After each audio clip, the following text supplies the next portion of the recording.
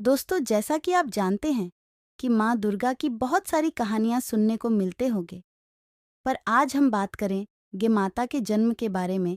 पौराणिक कथाओं के अनुसार एक समय की बात है। रंभा और करंभा नाम के दो भाई हुआ करते थे, जिन्होंने शक्तियों को प्राप्त करने के लिए घोर तपस्या की थी।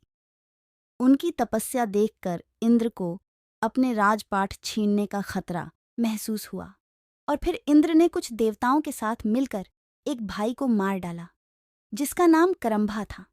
रंभा को जब अपने भाई करंभा के मरने की खबर मिली तो वह बहुत क्रोधित हुआ।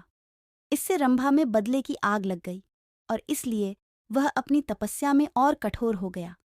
उसने अपनी उपासना से कई देवताओं को खुश किया और उन्होंने उसे वरदान भी दिया कि वह बहुत शक्तिशाली हो और वह किसी से पराजित नहीं हो सकता, न तो देवताओं से और न ही राक्षसों से। एक बार रंभा ने एक मादा भैंस को देखा और रंभा ने उसके साथ संभोग किया।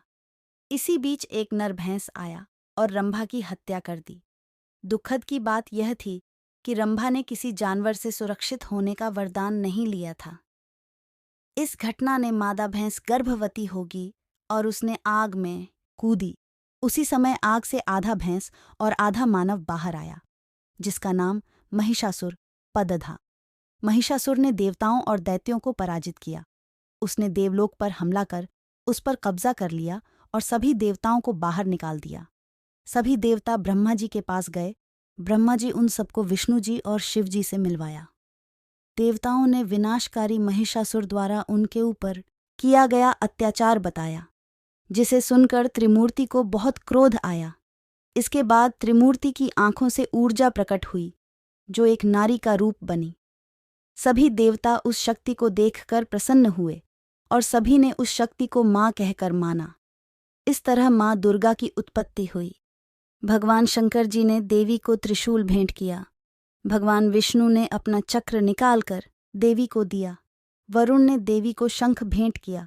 अग्नि ने इसे शक्ति दी। वायु ने उसे धनुष और बाण दिए। देवराज इंद्र ने अपना वज्र दिया और ऐरावत हाथी ने अपना घंटा उतारकर देवी को भेंट किया। यमराज ने उसे कालदंड में से एक दंड दिया। वरुण ने उसे पाश दिया। प्रजापति ने स्फटिक की माला दी और ब्रह्मा जी ने उसे कमंडलू दिया। सूर्य ने देवी के समस्त रोमों में अपनी किरणों का तेज भर दिया। इसी तरह दूसरे देवताओं ने भी माता को आभूषण और अस्त्र देकर सम्मान किया। अंत में पहाड़ों के देवता हिमालय ने उन्हें सवारी करने के लिए एक बाघ दिया और उनका नाम महादेवी दुर्गा रखा गया। उनके आशीर्वाद से दुर्गा ने बाघ पर चढ़ाई की और महिषासुर का विनाश करने के लिए निकल पड़ी। आगे की कहानी जानने के लिए कृपया लाइक सब्सक्राइब जरूर करें। धन्यवाद।